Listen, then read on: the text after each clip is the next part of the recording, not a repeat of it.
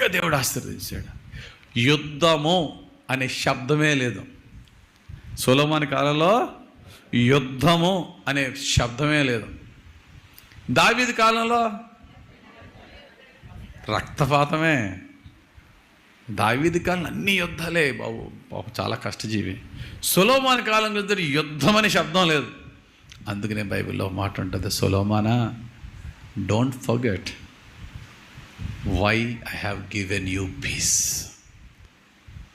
In all your directions. In all your directions, I have given you peace. Don't you recognize why I have given you this peace? దేవుడు అంటున్నాడు, నీ నలుదిక్కలా శాంతి ఇచ్చేసాను. ఎందుకో తెలుసా?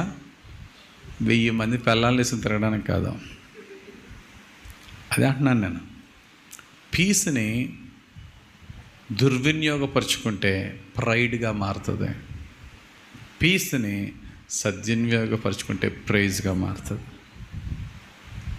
సొలొమోనా, నీకు ఎందుకు ఇచ్చానో తెలిసి శాంతి. చదవండి ఆ మాట పరిశుద్ధ గ్రంథంలో, మొదటి రాజుల గ్రంథము 5వ అధ్యాయము 3-4 వచనాలు చదివినట్లయితే, నీ తండ్రికి ఎంతో ఆశ ఉందయ్యా నా మందిరం కట్టడానికి, కానీ నీ తండ్రి చేతులు రక్తశక్తమైన చేతులయ్యా.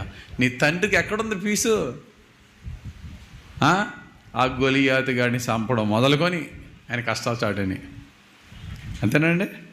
అప్పటి వరకు చక్కగా సితారా వేసుకొని, నాకు తెలిసి యెరూషలేములో ది హ్యాపీయెస్ట్ మ్యాన్ అంటే దావీదు అయి ఉంటాడు, అంతేనా?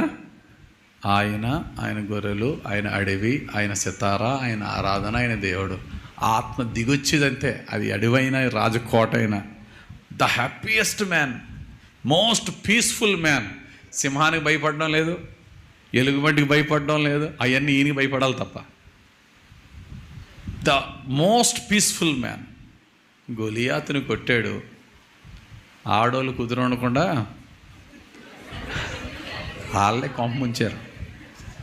దావీదా, నువ్వు సూపర్ అంటే బాగానే ఉంటుంది, నువ్వు సౌలు కన్నా సూపర్ అన్నారు అంతే. ఎప్పుడన్నా కంపారిటివ్ స్టడీ చేసావా?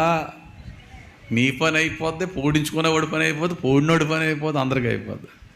అప్పటి నుండి ఆయన జీవితంలో కష్టాలు స్టార్ట్ అయినాయండి. ఇంట్లోనే చివరి ఎండింగ్ వరకు ఆయన కత్తి దూస్తూనే ఉన్నాడు. పాపం కత్తి దూస్తూనే ఉన్నాడు. అంత చక్కబెట్టేసిన తర్వాత శత్రువు అనేవాడు లేకుండా తన కొడుకు ఇచ్చాడు. ఇప్పుడు దేవుడు దావీదు యాక్చువల్గా ఆ కత్తి దూసే టైంలోనే దావీదు అన్నాడు, నేను గొర్రెలు కాసుకునేవాడిని, అడవిలో చెట్టనగా పుట్టనగా అక్కడ బతికేవాడిని, నేనేటి, నాకు ఈ రాజకోట ఏంటి, కానీ నా దేవుని మందిరం ఎక్కడ ఉంది?